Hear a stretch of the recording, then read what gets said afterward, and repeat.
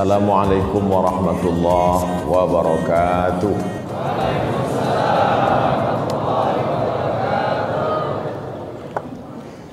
Alhamdulillahi wa kafa wassalatu wassalamu ala al-habibil mustafa wa ala alihi wa ashabihi ahli tuqa wal wafa. Subhanaka la ilma lana illa ma 'allamtana innaka antal alimul hakim. Rabbi shrah li sadri wa yassir li amri wahlul 'uqdatam min lisani yafqahu qawli. Yang berhormat menteri-menteri kabinet, timbalan-timbalan menteri, setiausaha tetap, timbalan-timbalan setiausaha, muslimin muslimat, hadirin hadirat, insyaallah kita semua dimuliakan Allah Subhanahu wa taala. Amin ya rabbal alamin. Ucapan yang kita terima ketika masuk ke dalam surga sama seperti kalimat yang keluar dari mulut semasa kita awal bersua dan berjumpa. Selalu kita baca dalam surah Yasin, salamun qaulam mir rabbir rahim. 3 kali kita ulang, salamun qaulam mir rabbir rahim, salamun qaulam mir rabbir rahim. Kenapa kita ulang 3 kali? Sebab Nabi Muhammad sallallahu alaihi wasallam bila dia bertemu dengan ayat-ayat yang menyenangkan hati, selalu dia ulang-ulang. Maka dalam doa khatam Quran ada bunyi kalimat, ya Allah ampunkan silap salah kami bila manakala kami baca ayat yang menyenangkan hati tentang surga kami tidak memohon, dan manakala membaca ayat tentang azab kami tidak minta jauhkan daripada azab. Itulah satu sebab mengapa kita ulang-ulang beberapa ayat yang menyenangkan hati. Salamun qaulam mir rabbir rahim. Dalam ayat lain, wasiqal ladzina taqaw rabbahum ilal jannati zumara hatta idza ja'uha, ketika sampai di pintu surga, wa qala lahum khazanatuha, penjaga pintu surga berkata, salamun alaikum tibtum fadkhuluha khalidin. Ucapan yang kita terima masuk surga, salam. Allah yang kita sembah, Allahumma antas salam. Tempat yang akan kita diami nanti, wa adkhilnal jannata daras salam. Tapi beruntung orang Brunei, belum masuk surga udah duduk di Darussalam. Brunei Darussalam, dar negeri salam yang penuh dengan keselamatan. Dan agama kita pula berasal dari kata salam, Islam. Orang yang salam itu adalah Muslim. Kita ulang 5 kali, hanifan musliman wama ana minal musyrikin. Nampaknya semuanya nak mendekat kepada salam. Selepas mendapat ucapan salam, masuklah ke dalam surga. Semua sudah ada dalam surga. Jannatin tajri min tahtihal anhar. Ada sungai-sungai, ada taman-taman yang indah, di bawahnya mengalir pula air-air. Semua orang suka kepada air. Lalu kemudian wa fawakiha mimma yashtahun, ada pula buah-buahan.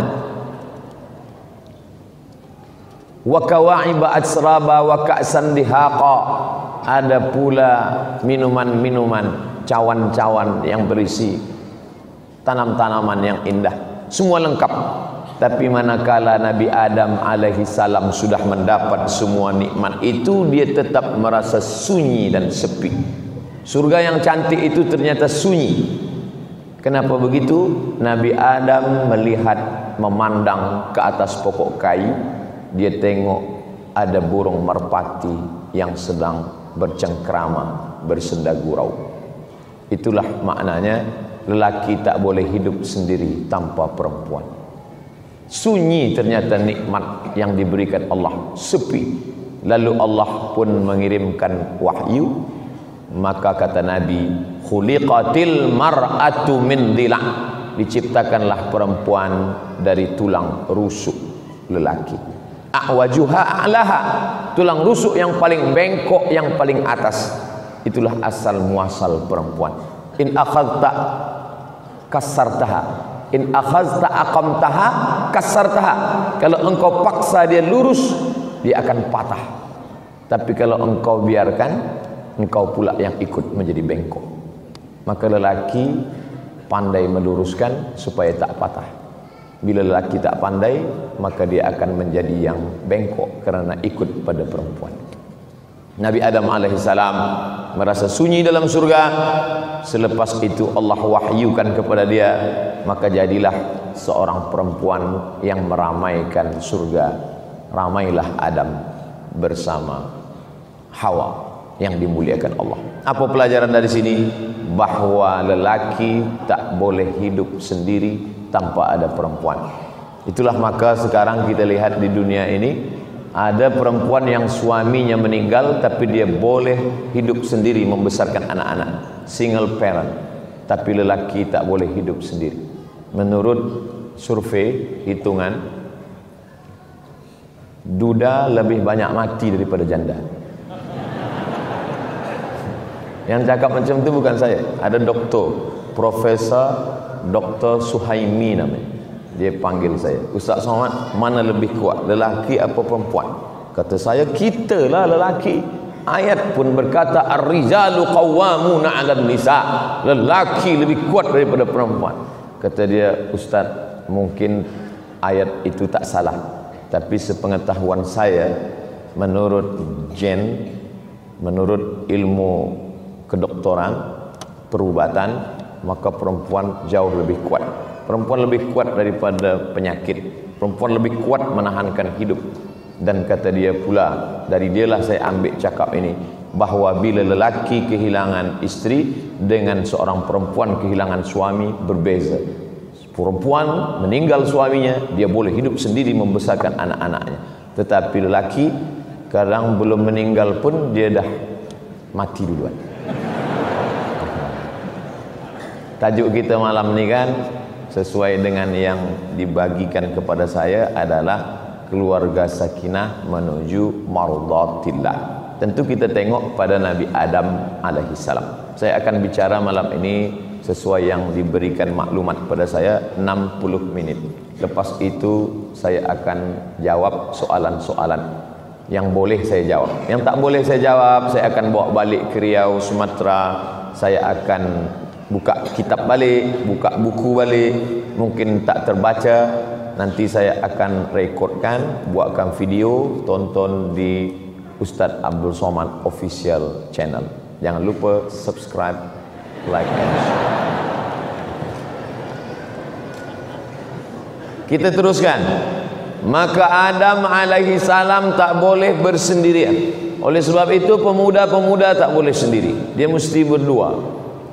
Di Riau ada masjid besar namanya Masjid An-Nur. Di tepi Masjid An-Nur ni banyak pokok kurma. Pokok kurma cantik. Bila kita duduk tepi pokok kurma tu macam terasa di Al-Madinah Al-Munawwarah. Tapi pokok kurma ni tak ada berbuah. Sampai akhirnya datanglah seorang pakar kurma dari Thailand, namanya Mr. Kolak.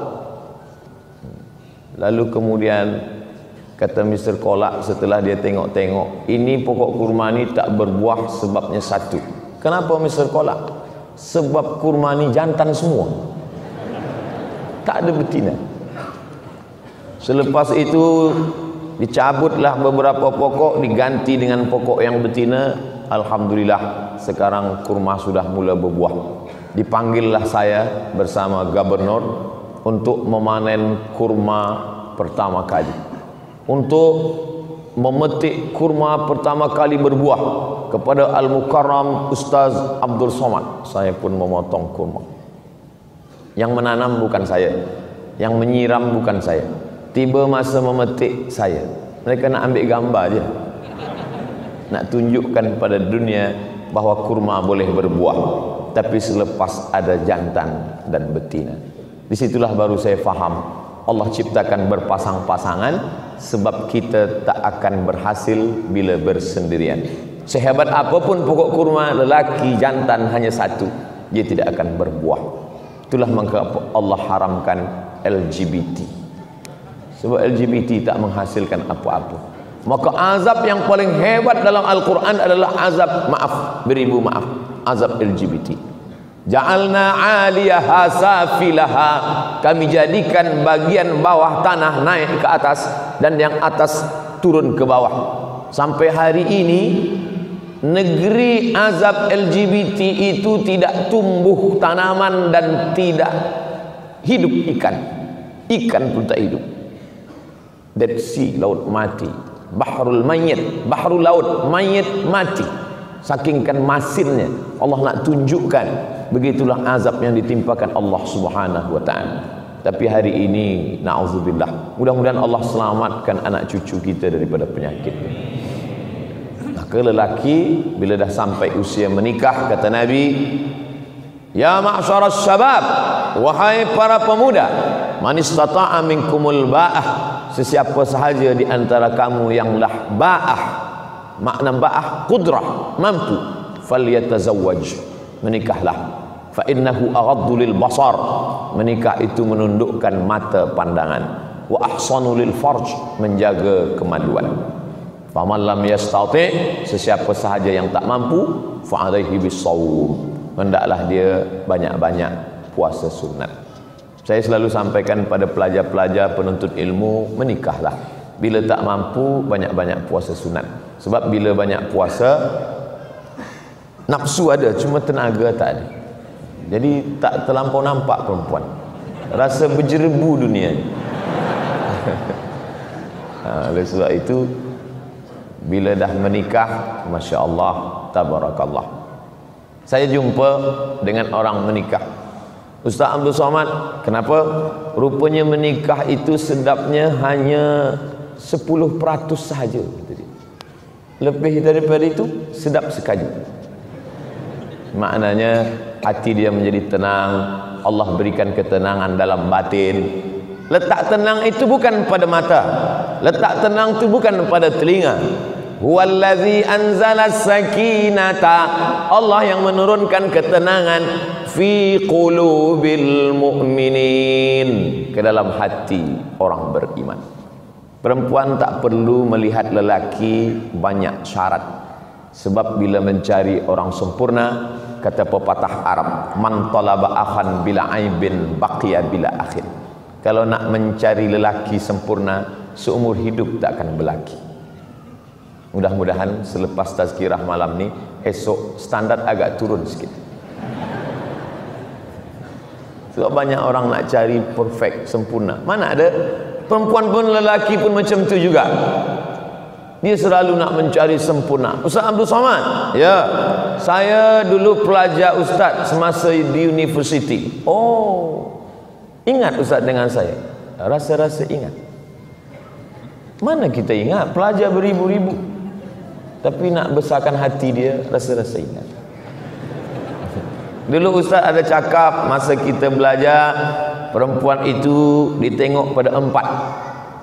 Tungkahul mar'atu li arba', perempuan dinikahi sebab ada 4 sifat. Limaliha, kerana dia kaya. Wali hasabiha, keturunan orang baik-baik. Wali jamaliha, kerana paras muka cantik. Wali diniha, kerana agamanya.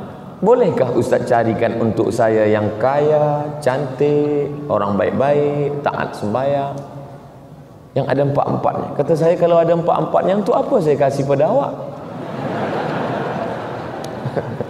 Bukan untuk saya yang kasih yang lain juga. Maknanya apa? Kita bukan mencari kesempurnaan, tapi menutupi kekurangan. Itulah makna beza mawaddah dengan rahmah. Wa ja'ala bainakum mawaddatan wa rahmah. Dijadikan Allah dua makhluk yang berbeza itu, ada lelaki, ada perempuan, ada belia, ada gadis, ada pemuda, teruna. Dijadikan Allah makhluk yang berbeza itu menjadi satu, diikatnya dengan perekat mawaddah warahmah. Tapi bila kita buka terjemah Quran bahasa Melayu, Mawaddah cinta, rahmah kasih sayang. Bila anak-anak kita bertanya, ayah, mak, apa beza mawaddah dengan rahmah? Mawaddah tu cinta, rahmah kasih sayang. Beza cinta kasih sayang? Macam tu lah. Mawaddah physically berlebih semuanya, lebih putih, lebih tinggi, lebih mancung, lebih cantik. Sedangkan rahmah menutupi segala kekurangan. Selepas akad nikah, maka tampaklah segala kekurangan-kekurangan. Dulu mengapa awak nikah dengan dia? Lebih putih, lebih cantik, lebih. Selepas anak satu, lebih hitam, lebih pendek, lebih. Oleh sebab itu maka rahmah. Bila malam ini kita tengok, masa tadi lalu di parking ada nampak, dari belakang nampak macam muda belia. Tengok muka, oh rupanya dah bercucu. Kenapa mereka masih boleh berjalan bersama? Mungkin mawaddah sudah tak ada lagi, tapi rahmah masih bersemayam di dalam hati. Lillahi mi'atu rahmah. Allah itu punya 100 rahmat, tapi yang 99 dia tahan. Dia turunkan satu rahmat saja. Satu rahmah itulah berebut antara al-insan wal jin wal bahaim wal hawam. Manusia, jin, binatang, maaf, hawam, serangga, semut, lipan, kala, berebut satu rahmah tadi. Oleh sebab itu tak ada gajah yang terlupa lalu terpijak anaknya, sebab ada rahmah dalam hatinya. Tak ada pula ular yang besar memakan anak, sebab ada rahmah dalam hatinya. Tapi manakala rahmah itu dicabut Allah, hilanglah dari dalam hati. Lelaki perempuan diikat Allah dengan dua, mawaddah wa rahmah. Wahai ayah, kata seorang perempuan dari Madian, inna khayra man istajartal qawiyul amin. Kalau engkau ingin mencari seorang lelaki untuk menjadi pekerja, syaratnya dua saja ayah. Yang pertama al-qawi, lelaki itu kuat, strong. Yang kedua amin, amanah. Satu physically, satu yang bukan fisik. Satu yang zahir, yang satu batin. Kuat tangannya, kakinya, suaranya. Kalau saya suara aja, tangan kaki tak kuat. Kalau engkau nak cari pekerja, wahai ayah, nama ayah dia Syuaib, nama kampung dia Madian. Ayah dia ni nak lama sudah ingin mencari seorang pekerja.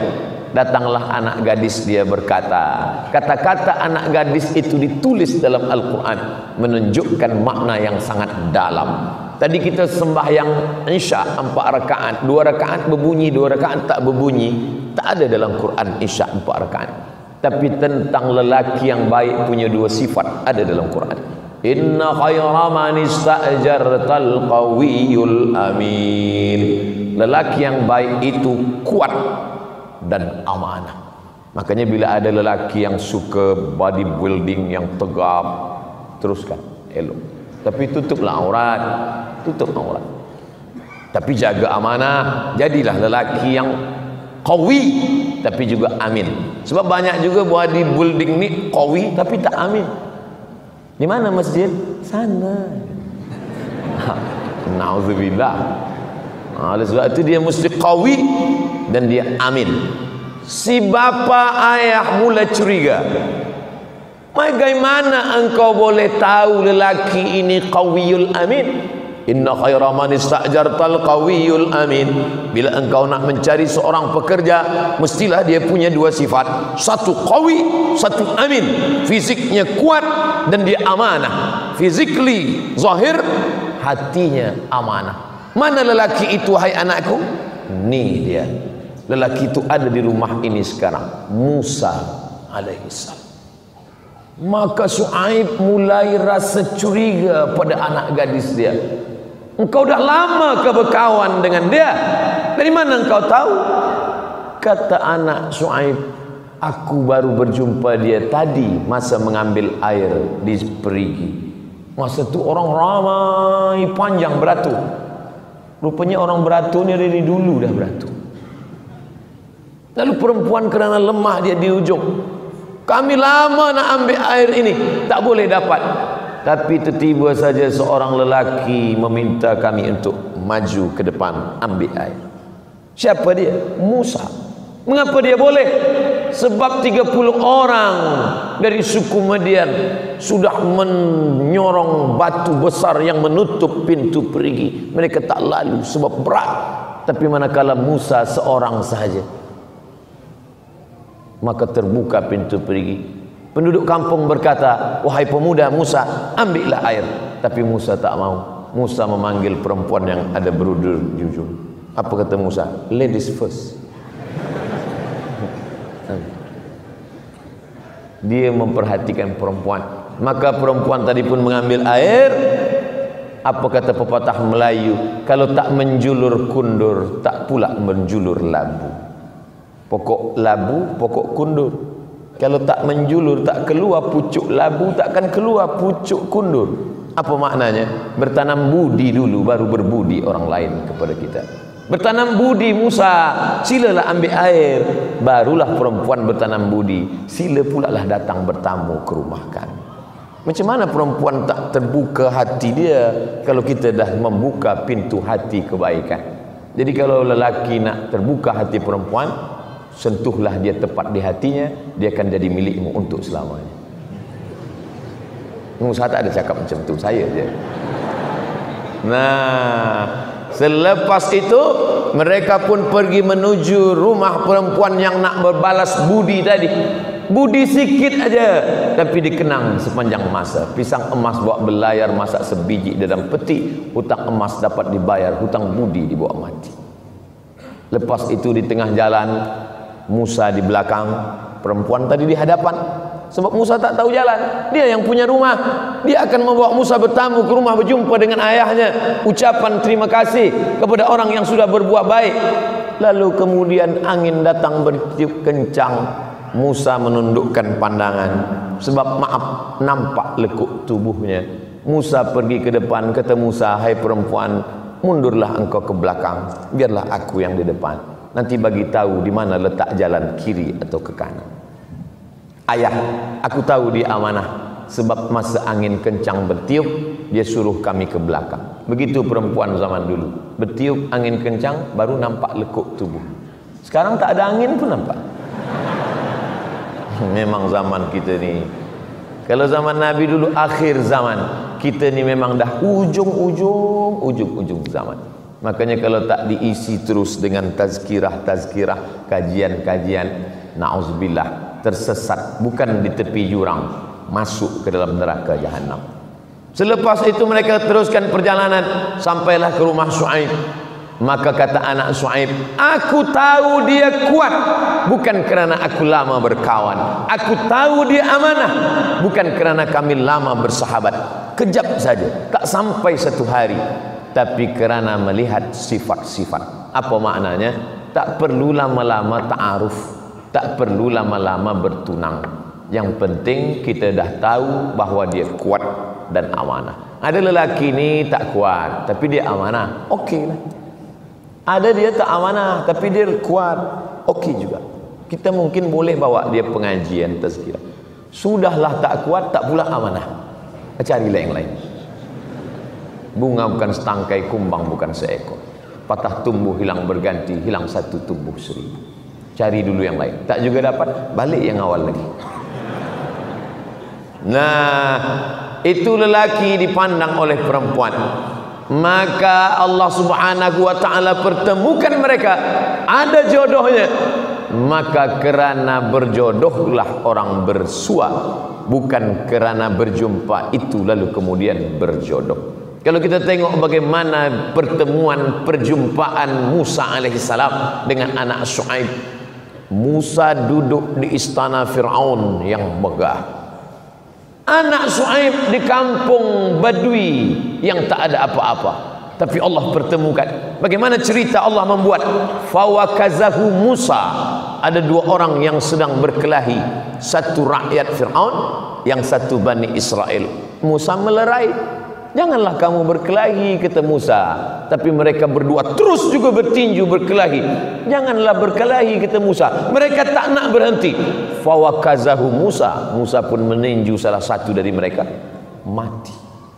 Heran orang, mengapa Musa ni sekali tinju mati? Iyalah, batu 30 orang tak boleh, dia seorang saja boleh. Patutlah mati. Jadi bila nak cari lelaki yang kuat, cari yang sekali tinju mati. Musa alaihissalam. Tapi ternyata di balik kekuatan itu ada musibah besar datang. Apa dia? Mati. Dan bila membunuh rakyat daripada Fir'aun, berarti membela Bani Israel, ini akan mendapatkan hukuman yang luar biasa. Maka terusir Musa dari kampung Fir'aun. Lari Musa, bernaung di bawah pokok kayu yang rimbun. Masa Nabi Muhammad SAW Isra Mi'raj, Subhanalladzi asra bi'abdihi layla minal masjidil harami ilal masjidil aqsa. Masa di atas Burak, Nabi Muhammad SAW menengok di bawah ada pokok kayu. Jibril, ya, itu pokok kayu yang hijau itu apa, Jibril? Kata Nabi Muhammad bertanya kepada Jibril. Jibril menjawab, itulah pokok kayu tempat Nabi Musa bernaung manakala dia lari dari kejaran orang masyarakat Fir'aun. Apa maknanya? Allah Ta'ala ingin menunjukkan sejarah. Tapi cerita ni bukan nak bagi tahu kita lepas ni. Saya tak nak selepas tazkirah ni 2-3 hari lepas ni orang Brunei pergi mencari pokok kayu tu. Jangan. Ada pula yang bercakap, ni tasbih saya dari pokok kayu tu, Ustaz. Kayu apa namanya? Kayu koka. Oh, tak ada riwayat. Kita tak disuruh mencari kayu itu. Kita hanya disuruh mengambil iktibar, pelajaran. Makanya isi Al-Quran itu fa'tabiru ya ulil absar. Ambil pelajaran wahai orang yang punya pandangan hati, pandangan batin. Akhirnya rupanya di balik musibah itu Allah hanya ingin mempertemukan antara Musa dengan anak Syuaib. Ini pelajaran bagi kita. Bila ada sesuatu yang tak menyenangkan hati, sabar. Asa an takrahu syai'a, boleh jadi kau tak suka pada sesuatu, yaj'alallahu fihi khairan katsira. Di balik itu ada sesuatu kebaikan yang kita tak tahu. Bila usaha sudah, berdoa sudah, tawakal sudah, terjadi sesuatu yang kita tak suka, rukun iman yang keenam, antu'mina billah biqadri khairihi wa syarrihi. Beriman kepada takdir baik dan takdir buruk. Ada rahasia Allah, ada rencana Allah, ada rancangan Allah yang lebih indah daripada rancangan kita. Ini terjadi pada Musa alaihissalam. Lalu kemudian ketika mereka menikah, apa maharnya? Maharnya menjaga kambing-kambing Syuaib 8 hijaj, 8 musim. 8 musim itu dulu, rihlatas syita, musim sejuk, wasaif, musim panas. Dalam Quran 2 musim ni ada disebut.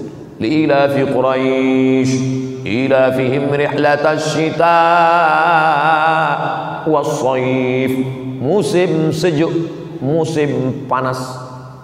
Saya masa belajar di Kairah, di Maghribi, banyak juga pelajar-pelajar Maghribi itu tanya, kita ada syita, musim sejuk, ada kharif, musim gugur, ada rabi, musim bunga, ada saif, musim panas. Di kampung awak berapa musim? Ada musim durian, musim rambutan, ada musim. Kami tak ada musim. Kami duduk di khatil istiwa. Khat, garis. Istiwa, garis lurus. Khatil istiwa, matahari yang lurus. Negeri kita, Masya Allah, tabarakallah, negeri yang disenangi orang. Nusantara, Brunei Darussalam, Singapura, Thailand, Patani, Moro, Filipina, Indonesia. Kita adalah negeri yang sangat diingin-inginkan orang. Bagaimana tidak? Nun di ujung Europe mereka tak menengok matahari, sejuk membeku. Ada pula di Afrika yang cuacanya 2 saja, panas dan panas sekali. Tapi kita, Masya Allah, Di tempat kita selesa bukan main. Oleh sebab itu maka ini nikmat besar ini baru dirasakan orang manakala dia belajar atau dia berjalan-jalan ke Europe atau dia pergi ke Afrika, barulah dia berkata, oh indahnya negeri kami di Nusantara. Di atas Asia, di bawah Australia, di antara Asia dengan Australia ini ada pulau-pulau kecil, Pulau Nusa, antara Australia dengan Asia. Maka di antara ini ada pulau-pulau kecil disebut dengan Nusa Antara, Nusantara. Untuk mengabadikan itu, sekarang ada sekelompok anak muda Islam yang punya gairah dakwah luar biasa. Mereka buatlah film animasi namanya Nusa dan Rara. Di Malaysia ada Upin dan Ipin. Nah, ini ada nilai-nilai dakwah di dalamnya.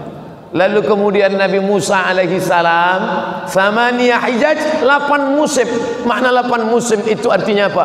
8 musim sejuk, 8 musim panas. Engkau menjadi penjaga kambing-kambingku selama 8 musim, 8 tahun. Inilah mahar yang paling mahal. Saya bercerita tentang ini, berharap mudah-mudahan cerita tentang Musa diamalkan, tapi tentang mahar 8 tahun menjaga kambing jangan diambil. Kita ambil yang ambil. Khudh ma safa, da' ma kadar. Ambil yang jernih, buang yang keruh. Tentang lelaki yang amanah ambil, tentang mertua yang baik ambil, tapi tentang mahar 8 tahun mengembala kambing jangan ambil.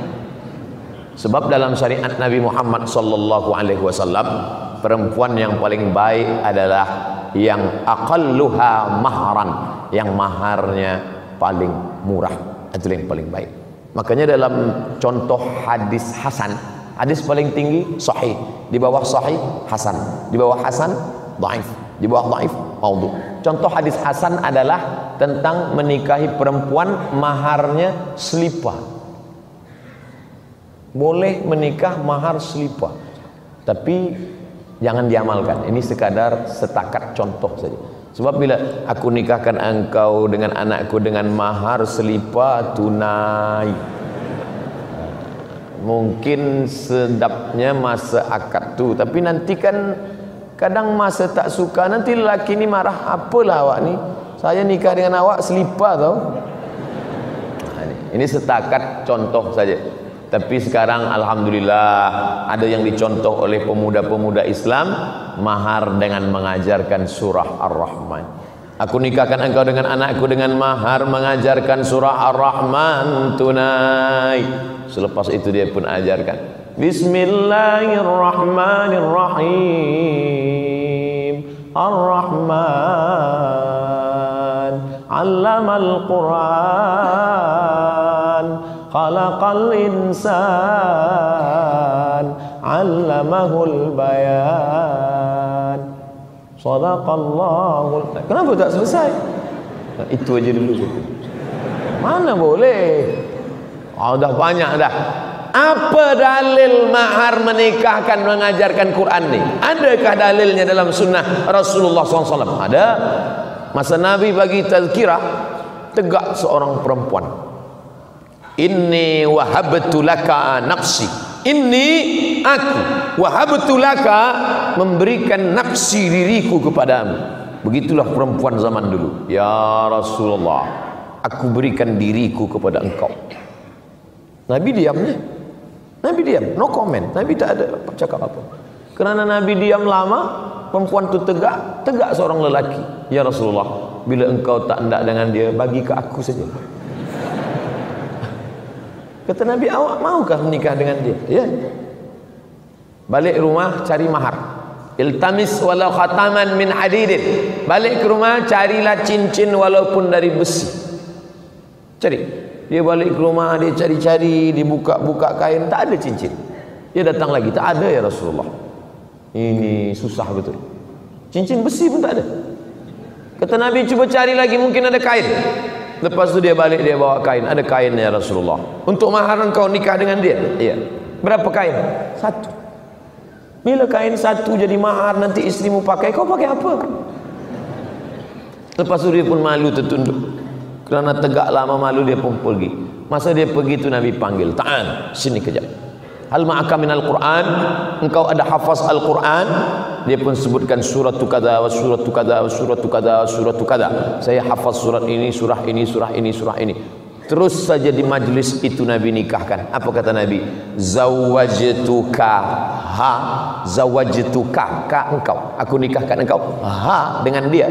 Aku nikahkan engkau dengan dia bima ma'aka minal Qur'an, dengan mengajarkan Quran yang ada pada diri engkau. Itulah sunnah hadis Nabi, dalil menikahkan anak dengan mahar mengajarkan Al-Quran. Mudah-mudahan para penghafiz Al-Quran, para hafiz Quran nanti dinikahkan dengan hafalan Al-Quran, insyaAllah. Amin. Yang nyebut amin yang hafal Quran dan belum nikah, yang dah nikah untuk anak-anak kita, insyaAllah. Nah, artinya apa? Bahwa keluarga ini dibina berdasarkan Quran, generasi yang Qurani. Selepas itu pula Nabi SAW, apalah yang membuat Musa mahu berjuang maharnya 8 tahun?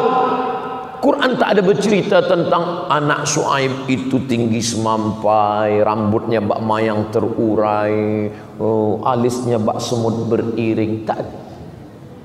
Tak ada dalam Quran itu bercerita tentang kecantikan anak Shu'aib. Tak ada. Satu-satunya sifat anak Shu'aib yang ada dalam Quran itu apa? Tamshi ala istihya. Dia berjalan dengan rasa malu. Cuma satu saja sifat anak Shu'aib, berjalan dengan rasa malu. Ternyata perempuan yang mahal itu adalah perempuan yang punya malu, sehingga maharnya perlu ditebus dengan 8 tahun mengembalakan kambing. Jadi pemuda-pemuda, bila nampak perempuan ada rasa malu, siapkanlah mahar yang mahal. Karena itulah yang dapat membuat anak kita punya malu, cucu kita punya malu. Dan dalam Islam diajarkan al-haya malu syu'batun minal iman. Sekarang kita berjumpa dengan perempuan-perempuan yang tak ada malu sama sekali, pakai kain yang belum siap dijahit, tak ada malu. Saya berapa kali naik pesawat terbang mesti menunduk. Kita pula yang malu menengok dia. Dia tak ada malu. Tapi naik pesawat di Raja Brunei, Masya Allah, pakai jilbab, pakai hijab. Maka tadi masuk mata saya tu, tempat lain saya tu. Sebab dia pakai hijab, pakaian dia tak sempit. Artinya apa? Bahawa dengan kekuasaan kita boleh berdakwah. Ustaz Somad berdakwah mana boleh? Takkan saya bagi tazkirah di pesawat. Assalamualaikum ya ayyuhallazina amanu. Aulah kata turun-turun apalah awak ni. Artinya apa?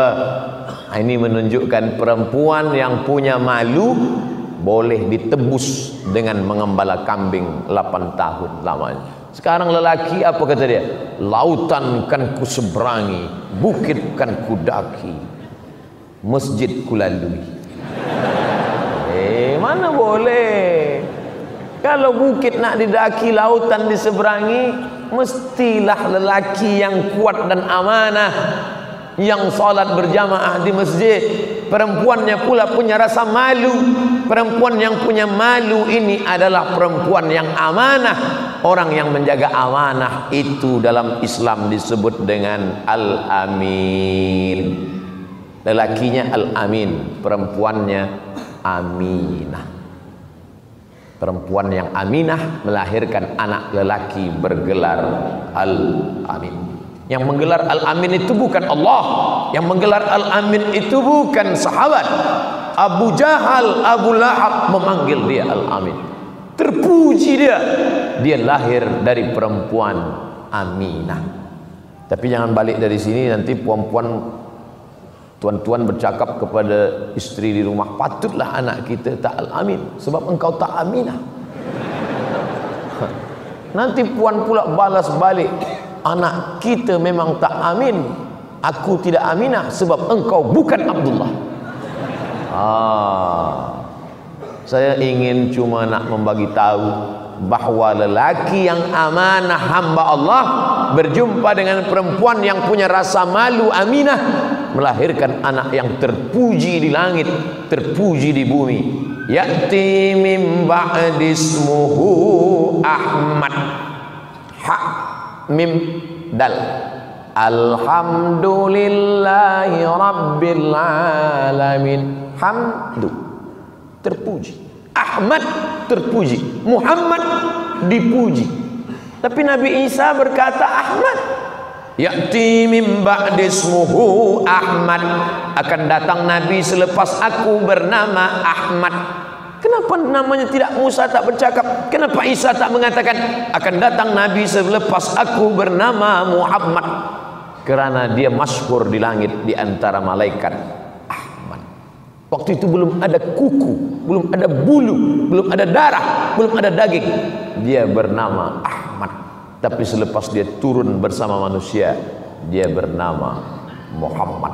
Sama-sama terpuji. Inilah nama yang Abu Jahal, Abu Lahab pun confused. Macam mana dia nak ejek olok-olok Muhammad? Abu Lahab masa dia marah, mana orang terpuji itu? Mestinya kalau kita marah, mana orang yang tercela itu? Mana orang yang jahat itu? Tapi menyebut nama dia pun tetap terpuji. Semarah-marahnya Abu Lahab tetap panggil dia Muhammad.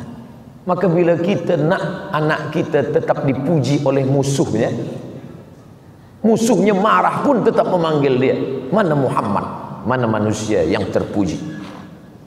Musuh-musuh saya yang membuli saya, yang mengejek saya, tetap memanggil saya, mana hamba Allah tadi? Abdus Somad, hamba Allah. Bila dia marah, dia tukar nama saya, mana hamba setan tadi? Tapi nama kita tetap hamba Allah. Maka nama yang paling baik adalah Muhammad, Ahmad, Abdullah, Abdurrahman, Abdurrahim, Abdus Somad. Abdu yang lain juga, karena kebetulan nama saya sebut. Nah, selepas itu lahirlah anak tadi, dibisikkanlah ke telinga dia. Kalimah pertama yang dibisikkan adalah asyhadu an la ilaha illallah.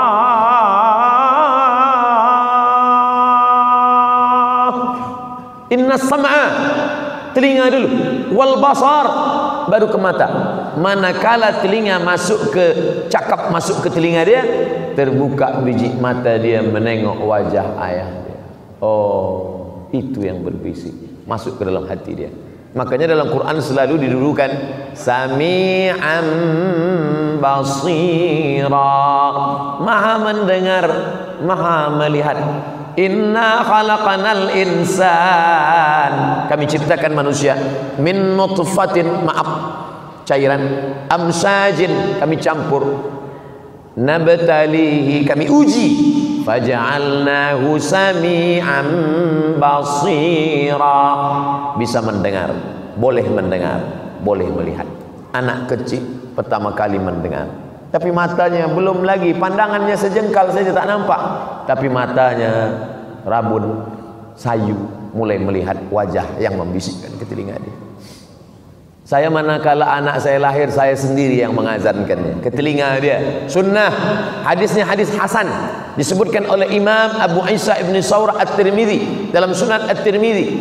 Adzana Rasulullah sallallahu alaihi wasallam, Nabi mengazankan Sayyidina Al-Hasan, anak Fatimah, anak Sayyidina Ali, ke telinga Hasan. Adzan as-salah, seperti azan salat. Itu bisikan yang pertama. Tapi bagi anak yang baru lahir saja, jangan anak yang dulu lupa azan balik dari sini nak diazankan pula. Asyhadu an la ilaha illallah. Apa ya, ni dah besar. Kita azankan, itu bisikan yang pertama ke telinga dia. Selepas itu barulah yang lain-lain. Walaupun saya sayang pada anak saya nak bawa ke Brunei Darussalam, Lepas itu dia lahir, takkan saya bisikkan, aku nak bawa engkau ke Bandar Seri Begawan. Nanti kita nak kirim dia ke Al-Azhar Kaherah. Nanti bisikan yang pertama adalah la ilaha illallah. Akidahnya yang pertama kali. Makanya kata Nabi Yaqub alaihissalam, ma ta'buduna min ba'di, nanti kalau ayah mati kalian akan menyembah apa? Akidah. Makanya Nabi Muhammad SAW ketika ditanya oleh Jibril, mal iman, akidah. Selepas iman, mal Islam, ibadah. Selepas Islam, mal ihsan, akhlak. 3 yang ditanamkan pada anak. Pertama, akidah. Yang kedua, ibadah. Yang ketiga adalah akhlakul karimah. Lahirlah Sayyidina Al-Hasan, Sayyidina Al-Husain, contoh anak-anak yang lemah lembut. Hasan Husain berjalan, dia tengok ada orang tua mengambil air sembahyang wudu, salah berwudu. Anak soleh, walaupun dia berilmu, dia tidak berkata, hei orang tua, wudu engkau salah. Nah, Hasan dan Husain pura-pura belajar berwudu. Husain, tahu engkau bagaimana berwudu? Macam mana Hasan? Hasan mengajarkan Husain berwudu, mereka berwudu di hadapan orang tua. Orang tua tadi pun menengok, memperhatikan, sadarlah dia, oh wudu aku salah, air sembahyang yang kubuat selama ini salah. Salah bukan dari kata-kata. Sekarang ada orang berilmu tapi tak berakhlak, salah. Bukan begitu menunjukkan orang salah. Kalau Abdul Somad salah bagi tazkirah ini, jangan tunjukkan kesalahannya di depan orang banyak. Bila engkau tunjukkan kesalahan orang depan orang banyak, saat itu engkau bukan perbaiki dia, tapi engkau sedang bukakan aib cacat dia. Tapi bagi tahu dia, Ustaz Somad, ya, ada yang saya nak bagi tahu sama Ustaz. Tapi kita nak bicara 4 mata saja, boleh? Jangankan 4, 3 pun boleh. Apa dia? Tadi masa Ustaz sampaikan tadi, Ustaz salah. Mestinya Ustaz cakap macam ini. Nanti akan datang insya-Allah. Jangan diam. Kerana diam adalah membiarkan orang terus dalam kesalahan. Hasan, Husain, contoh anak yang menunjukkan kekeliruan orang tua, tapi dengan contoh yang baik. Makanya dalam Islam diajarkan, ud'u ila sabili rabbik, ajak orang yang salah itu ke jalan Allah bil hikmah, santun, lembut, wal mau'izatil hasanah, suri tauladan yang baik. Kalau dia nak berdebat juga, ada orang tidak puas dengan kata-kata, mana hujjah awak, mana dalil awak, wajadilhum, debat dia billati hiya ahsan, dengan cara yang baik. Tiba-tiba ketika Harun Ar-Rasyid sedang duduk, Raja Harun Ar-Rasyid, datanglah orang marah-marah kepada Harun Ar-Rasyid. Hei Harun, engkau raja yang zalim. Kata Harun Ar-Rasyid, aku ini seorang khalifah, dan aku ini tidak sebaik Musa. Aku ini pula tidak sezalim Fir'aun, dan engkau tidak sebaik Musa. Ingatkah engkau ketika Musa diperintahkan Allah datang kepada Fir'aun, apa kata Allah? Wa qula lahu qawlan layyina, katakanlah kata-kata yang lemah lembut, la'allahu yatadzakkara aw yakhsha, mudah-mudahan Fir'aun takut dan ingat. Aku tak sejahat Fir'aun dan engkau tak sebaik Musa. Kenapa kata-katamu lebih kasar daripada kata-kata Musa kepada Fir'aun? Artinya dengan apa? Kelembutan, kebaikan, menyentuh kata-kata orang. Kita sudah bercerita tentang suami, kita sudah membahas tentang istri, sudah membahas tentang anak. Sekarang membahas tentang cucu. Sampai kepada cucu kita bahas. Kalau umur panjang, kita mesti bercerita tentang panjang, bahwa selepas cerita ini lalu kita mati meninggal dunia, niat kita sudah sampai insya-Allah. Nabi sedang khutbah di atas mimbar. Oh, tinggi mimbar kita. Nabi sedang khutbah di atas mimbar. Mimbar Nabi, ma baina baiti wa mimbari raudhatun min riyadil jannah. Rumah Nabi sebelah kiri, bila kita menghadap kiblat, mimbar Nabi. Nabi khutbah di atas mimbar, di sebelah kanan rumah Nabi, di belakang rumah Nabi rumah Fatimah bersama Sayyidina Ali bin Abi Thalib. Nampak Nabi Hasan dan Husain sedang berkelahi merebut kain. Turun Nabi dari atas mimbar, sedang khutbah Jumat. Turun dari atas mimbar, dia lerai Hasan Husain, dia gendong berdua. Apa kata Nabi? Innama amwalukum wa auladukum fitnah. Memanglah harta dan anak ini ujian, kata Nabi. Apa maknanya? Sayangnya kepada cucu membuat dia turun daripada mimbar. Tapi dia Nabi. Saya belum pernah buat lagi. Jangan kita khatib bawa anak khutbah turun gendong anak. Innama amwalukum wa auladukum fitnah. Kita tak sampai makam tu, tapi Nabi nak tunjukkan. Nabi peluk Hasan, Nabi peluk Husain, Nabi cium Hasan, Nabi cium Husain. Ada orang Arab Badui di bawah. Apa kata orang Arab Badui? Aku anak lelakiku 10, satu pun tak pernah aku cium. Memang orang Arab Badui ini keras hati. Sehebat-hebatnya orang kita yang pakai tato, yang rambut panjang, yang bisa hitam, tapi kalau dah nampak budak kecil, hilang beringasnya, hilang marahnya, bangkit lucu dia. Anak kecil kata. Tapi orang Arab Badui tak. 10 anak dia lelaki, satu pun tak pernah aku cium. Keluarlah sabda Rasulullah SAW. Apa kata Nabi? Ar-rahimuna yarhamuhumur rahman.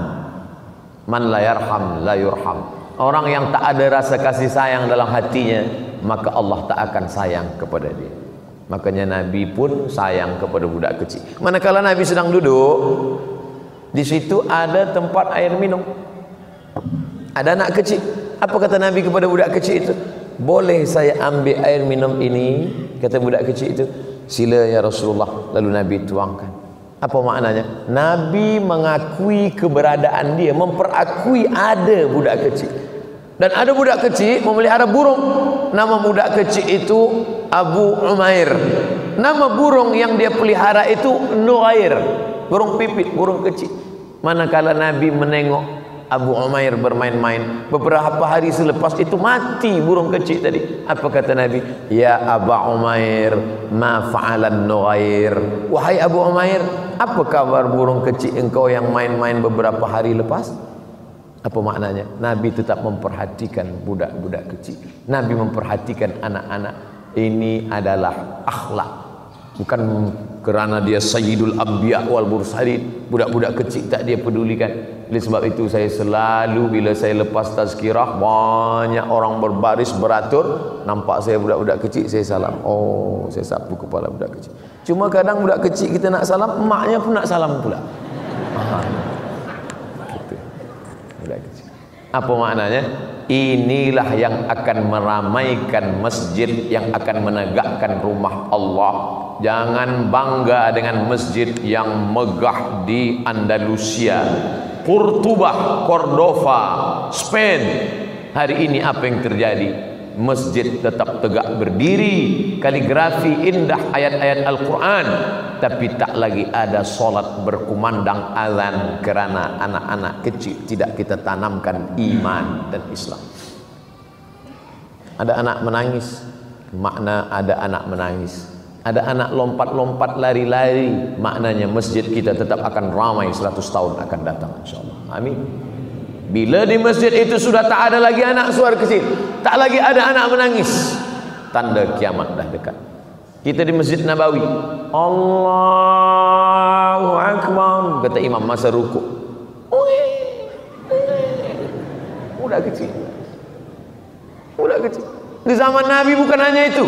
Manakala Nabi sedang sujud, Allahu Akbar, lama Nabi tak bangkit dari sujud. Sampai sahabat di belakang berfikir, turun wahyu kan? Apa lama tak bangkit ni? Lepas Allahu Akbar, baru sahabat tahu, oh rupanya cucu Nabi naik ke tengku. Tapi cucu Nabi bukan cucu kita. Cucu Nabi orang tak marah. Cucu kita. Apa Ustaz ni bawa anak gitu? Oleh sebab itu maknanya apa? Ada perhatian kepada anak-anak ini, karena mereka lah yang akan membimbing dunia menjadi imam di hadapan Allah, di hadapan manusia. Ayahnya Abdullah, ibunya Aminah, anaknya amanah. Cucu-cucunya, innal Hasan wal Husain sayyida syababi ahlil jannah. Sesungguhnya Sayyidina Al-Hasan dan Sayyidina Al-Husain adalah sayyid. Sayyid artinya pemimpin. Makanya kita selalu menyebut Sayyidi Al-Habib Umar bin Hafiz yang sekarang sedang berada di Nusantara. Sayyidi Abdul Qadir Al-Jilani. Kenapa di pangkal nama itu disebut Sayyid? Tapi saya tengok di Malaysia, di Brunei tak ditulis Sayyid, tapi Syed. S-Y-A-D. Syed. Tulisan Arabnya Sayyid. Sayyidi, tuanku. Sayyidina, pemimpin kami. Kalau perempuan, Sayyidati. Tapi kan orang Melayu susah nak sebut Sayyidati. Siti. Siti itu daripada Sayyidati. Sayyidati Fatimah, Sayyidati Aisyah, Sayyidati Khadijah. Tapi kenapa orang Melayu payah nak sebut Siti? Sayyidati, Sidi. Sidi laki-laki. Sidi Muhammad bin Abdullah. Di Maroko pun orang sebut Sidi, dan perempuan Siti. Dan kita buang T-nya satu jadi Siti. Siti Khadijah, Siti Aisyah adalah pengagungan kepada cucu-cucu Rasulullah sallallahu alaihi wasallam. Maka dalam Islam diajarkan keempat-empat ini, ayahnya, ibunya, anaknya, dan cucunya. Satu ustaz belum cakap lagi, apa dia? Menantu. Waktu kita tinggal 5 minit lagi, 5 menit untuk menantu. Suatu ketika Umar bin Khattab berjalan berkeliling kota Al-Madinah Al-Munawwarah suatu malam. Dia mendengar. Dia dengar seorang perempuan berkata, masukkan air susu ini ke dalam tempat bejana. Masuk, campur saja dengan air putih. Biar supaya banyak, esok kita boleh jual. Dia boleh banyak, esok kita jual di kota Madinah. Kata anak perempuan ini, bunda, ibu, bila kita campur dengan air putih, tak apa. Umar bin Khattab sedang tidur di rumah. Umar bin Khattab sedang mendengar. Umar bin Khattab tak tahu. Kata anaknya, Umar bin Khattab tidak tahu, tapi Allah Maha tahu. La ta'khudhuhu sinatun wala naum. Umar bin Khattab bagi tanda pada rumah. Rumah ini ada perempuan solehah di dalam. Umar bin Khattab balik ke rumah. Esok pagi dia kumpulkan sahabat tabi'in. Wahai sahabat, esok pagi dia kumpulkan sahabat, cari rumah di sana, ada anak gadis di sana, kita pinang. Untuk siapa? Untuk anak Umar bin Khattab. Nah, jadi tuan malam ni carilah rumah-rumah yang amanah. Pinang untuk anak kita, bukan untuk kita. Untuk anak-anak kita. Dari perempuan yang solehah ini lahirlah anak cucu. Itulah dia Umar bin Abdul Aziz. Umar bin Abdul Aziz itu khalifah yang adil, lahir dari cucu perempuan yang tidak mahu mencampur air susu dengan air putih tadi. Kesolehannya, solehahnya melahirkan anak cucu yang baik-baik. Wal baladut thayyibu yakhruju nabatuhu biizni rabbih. Tanah yang baik menumbuhkan tanaman yang baik. Walladzi khabutha la yakhruju illa nakida. Tanah yang tak baik menumbuhkan tanaman yang tak baik. Selepas ayat itu Allah bercerita, walaqad arsalna nuhan ila qaumihi. Kami utus Nabi Nuh. Apa hubungan tanah dengan Nabi Nuh? Ternyata Nabi Nuh adalah tanaman yang baik, tapi ditanam di tanah yang tak baik, lahirlah anak yang tak baik bernama Kan'an, anak durhaka yang tak mau naik ke atas bahtera perahu Nabi Nuh alaihissalam. Ayahnya sudah, ibunya sudah, anaknya sudah, cucunya sudah, menantu pun sudah. 60 menit kita bersama. Nanti bila balik ada orang bertanya, siapa bagi tazkirah tadi? Ustaz Abdul Somad. Apa isi tazkirah dia? Ayah, emak, anak, menantu, cucu. Itu saja. Iya. Kalau cerita itu elok tak usah datang. Ada hikmah-hikmah dari cerita. Abdul Somad tak pandai nak menyajak, menyuruh orang. Marilah. Saya tak pernah nak suruh-suruh orang, tak. Saya hanya bercerita saja. Karena memang Allah suruh kita bercerita. Faqsusil qasasa. Ceritakan kisah-kisah itu wahai Muhammad. La'allahum yatafakkarun. Mudah-mudahan mendengar cerita itu hamba Allah menjadi berfikir. Mudah-mudahan yang mendengar berfikir dan yang menyampaikan lebih berfikir lagi, insyaallah. Amin ya rabbal alamin. Saya akan jawab soalan-soalan. Menurut Ustaz, bagaimana pandangan Ustaz Abdul Somad tentang pemuda-pemudi zaman now, zaman saat ini, yang ada hubungan tak boleh, haram. La yakhluwanna rajulun ma'amra'atin, tak boleh lelaki dengan perempuan berdua-dua illa ma'azi mahramin, tak ada. Boyfriend, girlfriend, tak ada. Saya 4 tahun di Kaherah tak ada boyfriend, tak ada girlfriend. Kenapa tak ada? Tak dapat.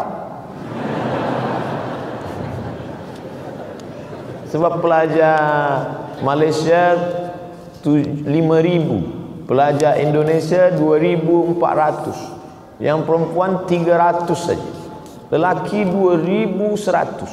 Saya termasuk yang kalah.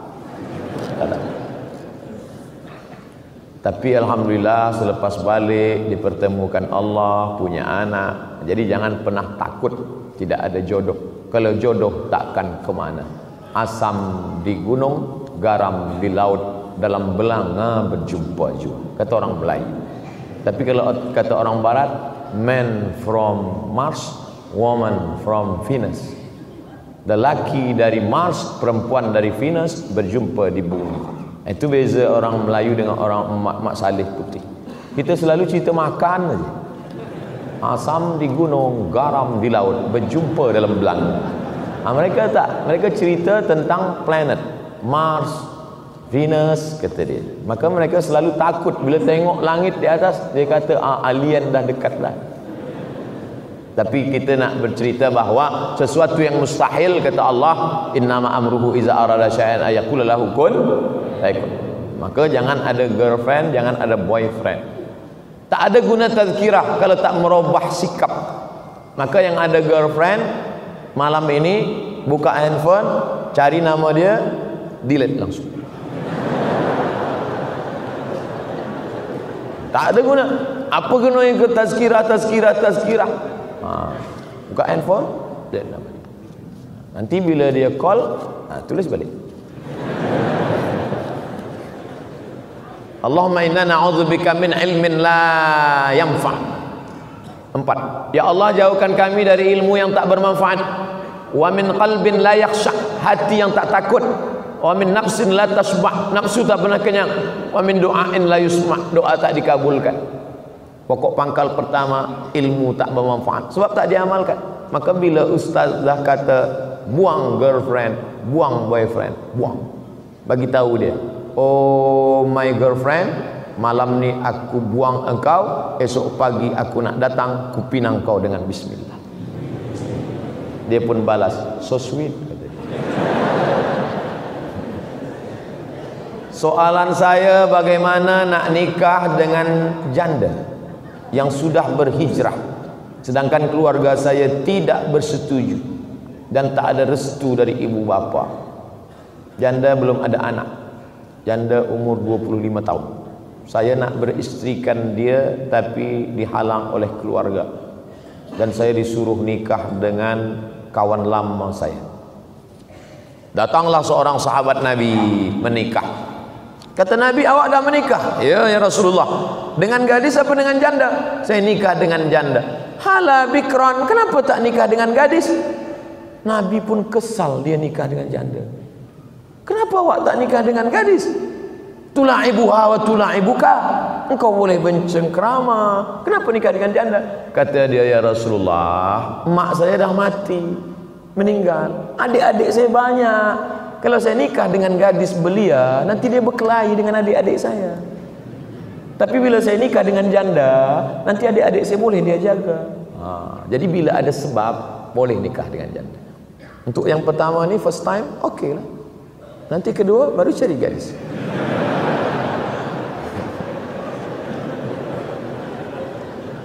Jelaskan pada orang tua, ayah, mak, saya nikah dengan dia ni sebab dia ni baik, sebab dia ni.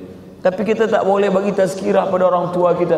Cakap kita mereka tak dengar. Cari orang lain yang boleh memahamkan dia. Ustaz kita, sahabat kita, orang-orang tua yang cakapnya didengar, dengarkan. Saya, apa hukum seorang suami meninggalkan istri selama 2 tahun tidak memberikan nafkah?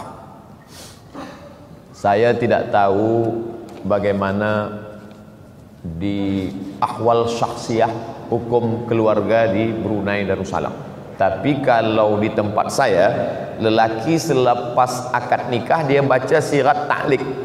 Bila saya meninggalkan selama 6 bulan, tidak membagi nafkah zahir dan batin, lalu perempuan pergi ke mahkamah syariah, maka hakim boleh menjatuhkan talak 1 kepadanya. Itu dibuat untuk mengikat lelaki supaya kaki dia terikat, supaya dia tidak boleh lama.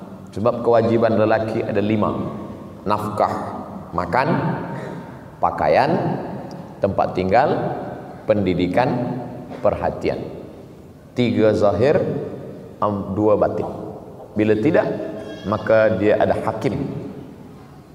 Perempuan ada 6 wali: ayah, datuk, abang, adik, abang ayah, adik ayah. Maka perempuan mengadu kepada wali, wali yang akan bagi keputusan. Hukum mahar dibagikan ke orang lain. Mahar yang diberikan seorang lelaki kepada perempuan, aku terima, aku nikahkan engkau dengan anakku dengan mahar sebentuk cincin emas tunai, maka selepas diberikan mahar itu maka menjadi milik perempuan.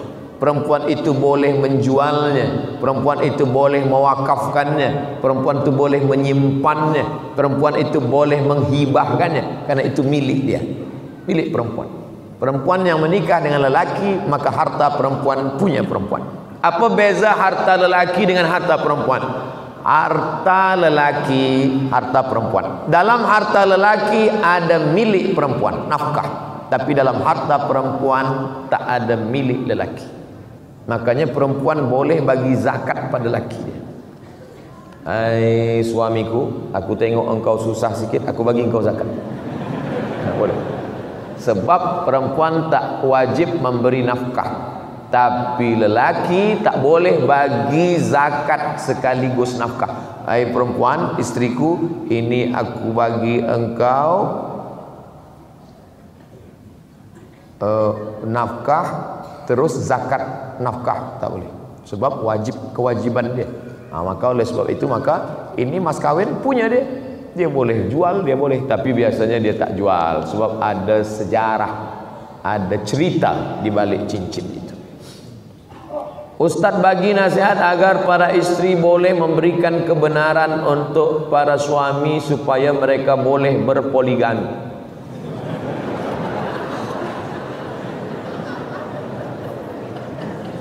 Fankihu ma taba lakum minan nisa, nikahilah perempuan yang baik-baik. Masna 2, wa sulasa 3, wa ruba' 4. Tak ada Allah suruh 1. Masna 2, sulasa 3, wa ruba' 4. Tapi ayat itu belum titik, belum wakaf, ujung. Fa in khiftum alla ta'dilu, kalau kamu takut tak adil, fawahidah, 1 saja. Jadi lelaki-lelaki yang banyak itu takut dia tak adil. Awak kenapa 1? Saya takut tak adil. Sebenarnya dia bukan takut tak adil, takut pada bini. Jadi Islam ini menghormati manusia sesuai fitrahnya. Bila dia mampu adil, dia mampu secara ekonomik, dia mampu zahir dan batin, maka dia dibenarkan. Tapi bila dia tak mampu, fawahidah, 1 saja cukup. Oleh sebab itu, maka saya tak berani juga nak bagi motivasi. Nanti perempuan ni mengamuk pada saya. Saya hanya bagi sebutkan ayat-ayat, dalil-dalil hadis. Nanti tuan balik ke rumah bagi tahu dengan puan, engkau maukah aku tunjukkan amal yang menghantarkan ke surga? Apa tu? Izinkan aku menikah lagi. Tak masuk pun tak apa. Kalau tak percaya, cubalah. Berat. Ini jihad yang luar biasa. Oleh sebab itu, maka memang ada perempuan-perempuan yang tahan hati dia, tapi tak banyak. Kalau dapat maka Masya Allah, tabarakallah. Umur saya 19 tahun, tapi jatuh hati dengan seorang, tak pernah bercakap. Oh, dia 19 tahun jatuh hati, tapi dia tak ada cakap, senyum-senyum je. Tersenyum sekali saja, Ustaz. Solehah orangnya. Salahkah saya mendoakan kebaikan untuk dia? Berdoa untuk dapat dengannya satu hari nanti?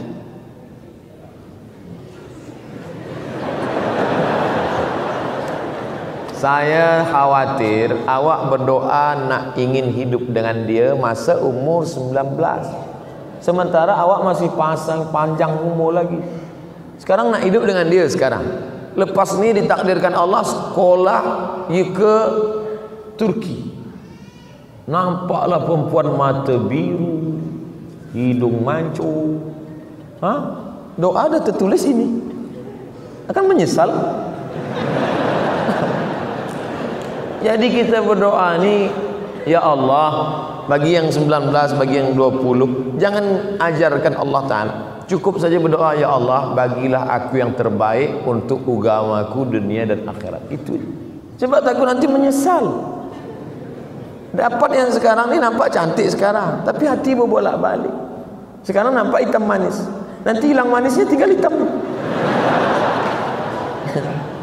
Oleh sebab itu maka yang nak berdoa, doa saja, ya Allah, bagi aku jodoh yang boleh menolong aku untuk kebaikan duniaku dan akhiratku. Itu saja. Kalau memang jodoh, nanti akan dapat dia. Tapi kalau menurut Allah yang lebih baik daripada dia, kenapa kita tolak? Kadang kita ni menyangka kita lebih faham daripada Allah Ta'ala.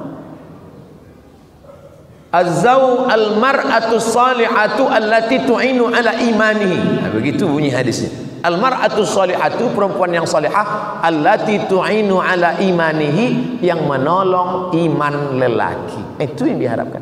Yang boleh tolong iman kita. Kalau tak boleh tolong iman kita, dia tak tahu salih.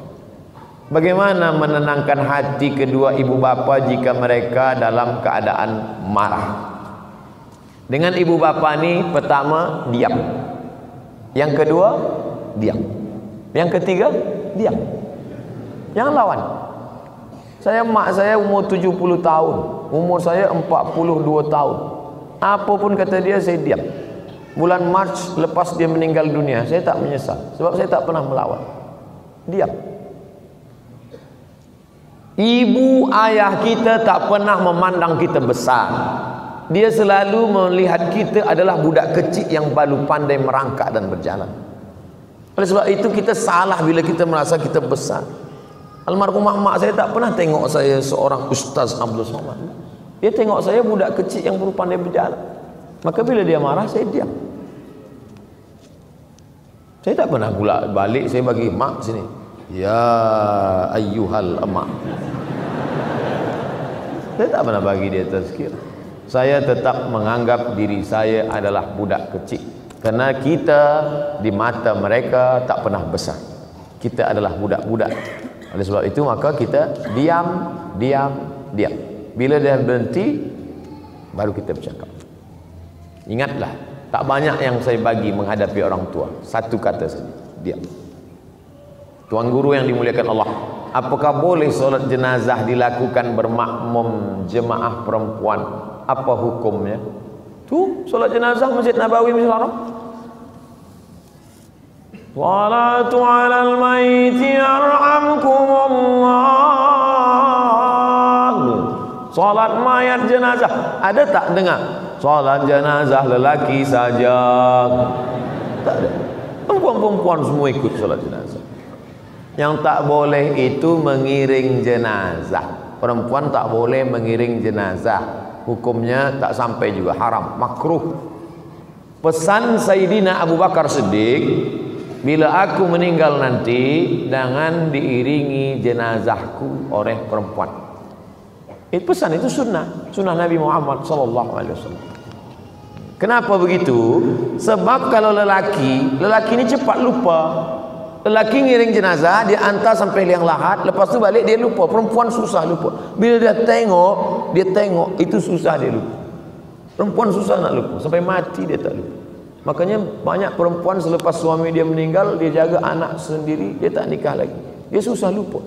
Beza dengan lelaki, ada pun bini dia lupa. Dan sebab itu maka jaga. Perempuan susah nak lupa. Maka perempuan ini bila dia dah nampak, dia ikut solat jenazah saja. Man syahidal janazata hatta tusalla alaiha. Siapa yang ikut solat jenazah lahu qirat, dapat 1 qirat. Wa man syahidal janazata hatta tudfana. Siapa yang ikut solat jenazah hingga dikebumikan lahu qiratan, dapat 2 qirat. Wa mal qiratan ya Rasulullah. Apa 2 qirat itu ya Rasulullah? Mithlul jabalainil azimaini, seperti 2 bukit Uhud yang besar. Ini hanya bagi lelaki. Perempuan, makanya perempuan tak ada masuk ke baqi. Yang masuk ke baqi lelaki saja. Perempuan dari luar pagar. Dari luar tu pun dia menangis-nangis. Laisa minna man darabal khudud wa saqqal juyub. Siapa yang memukul-mukul pipi, menarik-narik rambut, menguyak-nguyak baju, bukan umat Muhammad SAW. Mungkin di negeri kita Melayu saya belum pernah tengok, tapi di Mesir, saya tengok berapa kali ada perempuan lah, anak dia meninggal, laki dia meninggal, pukul-pukul, ya lahwi, sampai tarik rambut. Sebab mereka tak kuat nak menahan. Itu maka mereka tak ikut ke pemakaman. Saya pernah ikut sekali ke pemakaman, ada perempuan, isteri dia ikut, dia nak masuk ke dalam. Abang, aku nak masuk. Yang lain tak. Sebenarnya kalaupun kita diam pun dia tak juga nak masuk. Tapi yang lain tak, jangan puan. Tapi saya diam aja. Dia kata saya, masuklah kalau nak. Takkan masuk. Mana ada nak masuk? Cuba nanti kalau ada perempuan, semua jangan tahan, diam aja, suruh dia masuk. Tak ada. Bagaimana kita cara menilai secara benar tentang ilmu para Muslim scholar yang tumbuh macam cendawan, malah memberikan satu hukum yang berbeza di antara satu yang lain, yang akibatnya membawa kekeliruan kalangan umat Islam. Kata Imam Malik bin Anas, guru Imam Syafi'i, kullu kalamin yu'malu wa yutraku. Semua cakap orang boleh diamalkan, boleh dicampak, dibuangkan. Illa sahibu hadzal qabr, kecuali yang ada di makam ini. Imam Malik tunjuk makam Rasulullah SAW. Cakap manusia boleh diamalkan, boleh dibuang, kecuali yang ada di makam ini. Hadis Nabi Muhammad SAW. Artinya cakap orang boleh diamalkan, boleh kita buang. Cakap Abdul Somad malam ini, ambil yang baik-baik, yang buruk-buruk, yang tak elok, buang. Abdul Somad tak dapat wahyu. Kalau Abdul Somad dapat wahyu, dia Nabi yang ke-26. Manusia biasa. Sedangkan Imam Malik bin Anas saja berkata begitu, apalagi kita manusia biasa. Adapun cendekiawan-cendekiawan yang berkata bertentangan dengan syariat, taraktu fikum amraini, ku tinggalkan pada kamu 2 perkara sahaja. Intamasaktum bihima, kalau kamu pegang yang 2 ni, lam tadillu abadan, kamu tak akan sesat untuk selamanya. Kitabullah, Al-Quran, wa sunnati, sunnah Rasulullah SAW. Apa kata Imam Syafi'i? Bila kamu berjumpa dengan fatwaku, lalu kamu nampak hadis sahih, in sahhal hadis fahuwa madhhabi. Bila nampak hadis sahih, maka itulah mazhab. Tengok bagaimana Imam Syafi'i. Nabi punya anak namanya Fatimah. Fatimah punya anak namanya Sayyidina Husain. Husain punya anak namanya Ali. Husain punya anak namanya Ali. Ayah Husain Ali, ayah dia Ali, anak dia Ali. Untuk membezakan Ali datuk dengan Ali cucu, maka dipanggil dengan Zainal Abidin. Ali Zainal Abidin. Zainal perhiasan, Abidin ahli ibadah, kerana ibadahnya banyak. Dalam kitab Syiar A'lam An-Nubala ditulis oleh Imam Az-Zahabi, Ali Zainal Abidin sehari sujud 1000 kali. Maka digelar dia dengan Imam As-Sajjad. Sajjad artinya banyak sujud. Saking banyaknya sujud disebut As-Sajjad, 1000 kali. Dia pergi ke toilet nak buang hajat, maaf, Dia pakai baju. Lepas itu bila nak dia sembahyang, dia lepas baju yang di toilet tadi, dia pakai baju lain. Anak dia bertanya, "Ayah, ya, kenapa ayah ganti baju toilet, ayah tukar dengan baju baru?" Apa kata dia? "Sebab tadi ada lalat hinggap. Aku tak ingin kaki lalat itu, yang lepas kaki lalat yang hinggap ke kain tadi, aku bawa sembahyang." Tengok bagaimana waraknya Ali Zainal Abidin. Kata anak dia, "Tapi Rasulullah, ayah, Rasulullah pakai baju yang di toilet, dia bawa salat." Taraja'a an fi'lihi wa qawlihi. Maka Imam Ali Zainal Abidin meninggalkan perbuatannya walaupun baik kerana mengikut sunnah Rasulullah sallallahu alaihi wasallam. Buka kitab judulnya Tambihul Mughtarrin, peringatan pada orang yang tertipu, ditulis oleh Syekh Abdul Wahab Asy-Sya'rani. Perbuatan itu walaupun baik, tapi kalau bercanggah dengan sunnah Rasulullah ditinggalkan. Yang melakukan itu siapa? Cicit Rasulullah sallallahu alaihi wasallam. Jadi kita baik ikut siapa? Ikut Nabi Muhammad sallallahu alaihi wasallam. Apa lagi cendekiawan? Cendekiawan bukan kaki lalat, kaki ayam ke baju dia.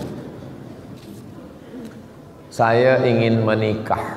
Kedua belah keluarga sudah bersetuju, tapi keluarga saya dan keluarga bakal itu mahu kasih pernikahan besar.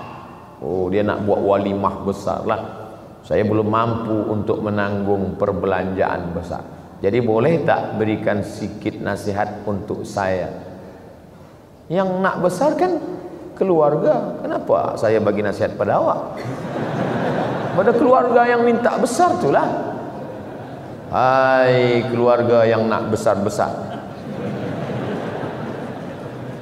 keberkahan bukan pada yang besar. Aulim walau bisyatin. Suatu ketika datang sahabat Nabi namanya Abdurrahman bin Auf. Abdurrahman bin Auf ini pindah dari Makkah ke Madinah, susah. Lepas tu dia berniaga, dia dapat untung, dia pun menikah.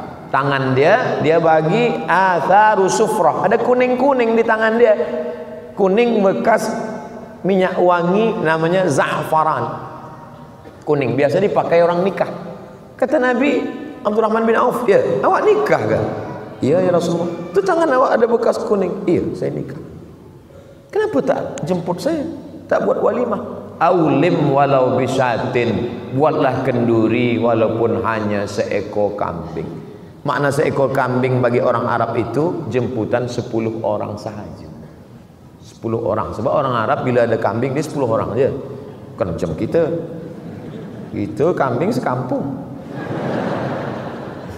Sekarang pula orang tak nak makan kambing. Bila saya bagi tazkirah makan ramai, tak ada satu pun nak makan kambing. Semua sebagi saya. Bagilah Ustaz makan kambing.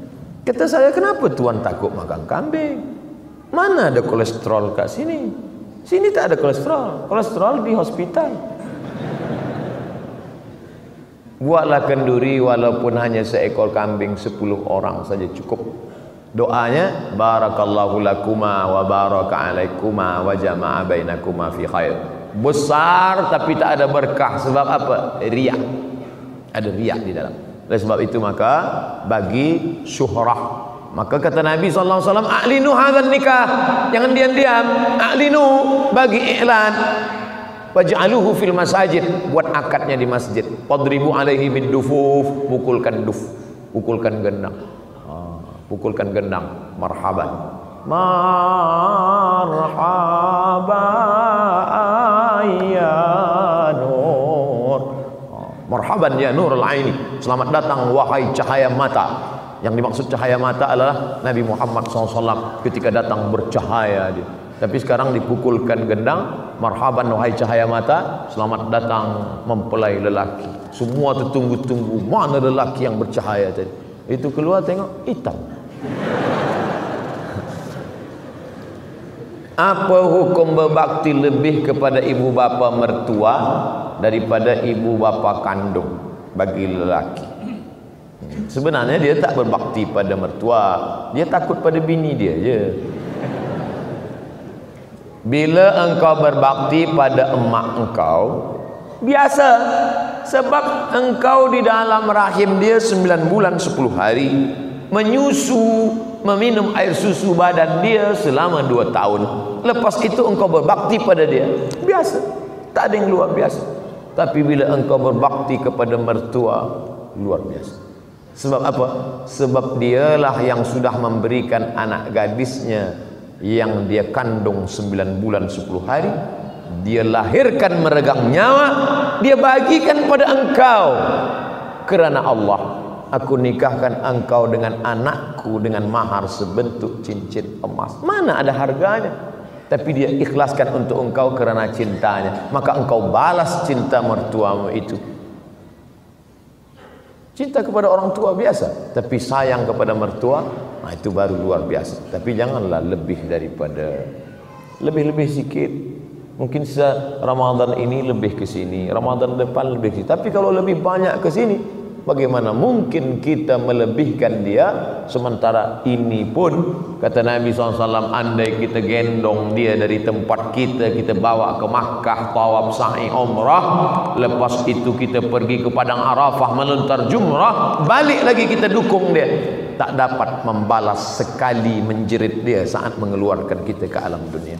Oleh sebab itu maka kata Allah, wabil walidaini ihsana. Apa makna ihsan? Membalas lebih dari yang dia lakukan. Maka kalau ada anak mengaku membalas lebih, takkan sampai mati kita tak boleh membalas lebih pada orang tua. Apa hukum ingat seorang berlainan jantina? Maknanya normal. Yang kita takut itu selalu ingat pada sesama jantina. Dia berlainan jantina, dia ingat. Lelaki ingat perempuan, perempuan ingat lelaki. Tapi dengan mengingatinya kita teringat Allah. Oh, iya pula. La talbisul haqqa bil batil. Jangan campurkan yang hak dengan yang batil. Jangan campurkan yang hak dengan yang batil. Mengingat Allah hak, mengingat orang yang tak mahram batil. Maka manakala ingat orang tak mahram, terbayang wajahnya. Walladzina idza fa'alu fahishatan. Kalau ada orang khilaf melakukan fahisyah, au zalamu anfusahum zakarullah. Apa beza fahisyah dengan zalamu anfusahum? Guna dadah, zalamu anfusahum. Mencuri, zalamu anfusahum. Membunuh, zalamu anfusahum. Fahisyah, maaf, seksual. Manusia ini kesalahannya selalu dua, fahisyah. Makanya salat itu inna salata tanha anil fahsya wal munkar. Kerana kejahatan ada dua, seksual dan yang bukan seksual. Ada orang nih baik, selalu sumbang duit, sekolahkan anak yatim, tapi gatal, seksual. Ada pula yang satu lagi, cakap dia tak ada, maaf, gatal, mata dia pun selalu menunduk, tapi pelit. Maka manusia yang baik adalah selamat daripada dua. Inna salata tanha 'anil fahsya wal munkar. Salat tujuannya dua. Haji, faman farada fihinnal hajja fala rafasa wala fusuqa. Rafasa seksual, fusuqa non seksual. Maka selamat dua-dua. Nah, ini mengingat perempuan yang tak mahram, berbeza jantina, seksual. Macam mana saya boleh melupakan dia? Banyak-banyak minta ampun, minta tolong kepada Allah Subhanahu wa taala. Walladzina idza fa'alu fahsyatan aw zalamu anfusahum dzakarullah. Terus ingat kepada Allah. Astagfirullah. Astagfirullah. Astagfirullah. Banyak zikir. 1000 kali tak juga lupa, 2000 kali. Selepas istighfar tak juga lupa, subhanallah, alhamdulillah, Allahu akbar, astagfirullah, salawat. Insyaallah tertidur lupa. Jaga tidur, ingat balik, ulang balik. Wallazina jahadu fina, orang-orang yang bermujahadah melupakan ini demi untuk mendapati jalan kami. Apa janji Allah? Lanahdiyannahum subulana. Di situ ada huruf lam, ada ujung nun taukid. Lanahdiyannahum subulana. Pasti kami akan tunjukkan jalan kami. Ada orang godaannya harta, ada orang cobaannya kuasa, ada orang cobaannya populariti, ada orang cobaannya ilmu. Kebetulan engkau pemuda belia, cobaan engkau adalah mengenang berlainan jantina. Itu ujian dari Allah Subhanahu wa taala. Dalam media sosial agama ada yang bergelar ustaz, ada bergelar habib. Mohon sedikit penerangan tentang gelar habib. Ustaz dari bahasa Turki. Ustaz artinya guru yang besar, yang hebat. Guru bahasa India, guru. Kita ini banyak pakai raja, guru. Nah itu dari India, karena banyak peradaban dari India. Raja, guru. Sedangkan bahasa Arabnya muallim, orang yang mengajarkan ilmu. Muhadzib, orang yang menghaluskan akhlak. Muaddib, orang yang membuat menjadi beradab. Mudarris, orang yang menunjukkan. Murabbi, orang yang mendidik. Sedangkan ustaz dari bahasa Turki. Kalau di Mesir, di Kaherah, kalau al-ustaz itu berarti profesor. Al-ustaz, profesor. Maka Abdul Somad tak usah panggil ustaz. Jadi kami nak panggil apa? Panggil brother. Habib diambil dari kata hub. Hub artinya cinta. Hub, cinta. Orang yang kita cinta, habib. Kalau perempuan, habibah. Habibi kalau lelaki, habibati. Di Mesir, Kairah, kalau orang nak panggil lelaki perempuan, panggil suami dia habibi, ya habibi kalau dia sedang sayang. Tapi bila dia marah, ya Mahmud. Mohon maaf bila dilanjut nama Habib artinya kesayangan kita. Kenapa kita panggil Habib Rizik Syihab, Habib Umar bin Hafiz, Habib Ali Zainal Abidin? Kerana kita sayang kepada dia, kerana ada darah Nabi Muhammad sallallahu alaihi wasallam mengalir dalam badan dia. An asila ila qarabati Rasulillah sallallahu alaihi wasallam ahabbu ilayya min an asila ila qarabati. Menyambung silaturahim dengan keturunan Rasulullah lebih aku sukai daripada menyambung silaturahim dengan keturunanku sendiri. Hadis riwayat Bukhari, ucapan Abu Bakar Siddiq. Mudah-mudahan kita termasuk yang sayang kepada keturunan Rasulullah SAW. Ala hadhihi niyyah wa kulli niyatin salihah. Al-Fatihah. A'udzubillahi minasyaitonir rajim. Bismillahirrahmanirrahim. Alhamdulillahi rabbil alamin. Arrahmanir rahim. Maliki yaumiddin. Iyyaka na'budu wa iyyaka nasta'in. Ihdinas siratal mustaqim, siratal ladzina an'amta 'alaihim ghairil maghdubi 'alaihim waladdallin. Amin. Allahumma shalli ala sayyidina Muhammad wa ala ali sayyidina Muhammad. Allahumma inna natawassalu ilaika bi jahi nabiyyika Muhammad sallallahu alaihi wasallam wa alihi at-tayyibin at-tahirin. Kami bertawassul kepada Engkau dengan kemuliaan Nabi Muhammad SAW. Antu yassir lana umurana, mudahkan segala urusan kami ya Allah. Wa antu faqihna fid din, dalamkan ilmu agama kami ya Allah. Wa taj'al abna'ana wa banatina min huffazil Qur'an wal hafizat, jadikan anak-anak kami menjadi para penghafaz Al-Quran. Wa anta dafa'lana wa anta dafa'anna al-ghala wal waba wal fahsya wal riba wal zina wal munkar. Selamatkan kami, negeri kami dari segala malapetaka, bencana, musibah ya Allah. Ya muqallibal qulub, wahai Engkau yang membolak-balikkan hati, sabbit qulubana, kokohkan hati kami ala dinik, dalam agamamu, wa ala ta'atik, dalam ketaatan kepadamu.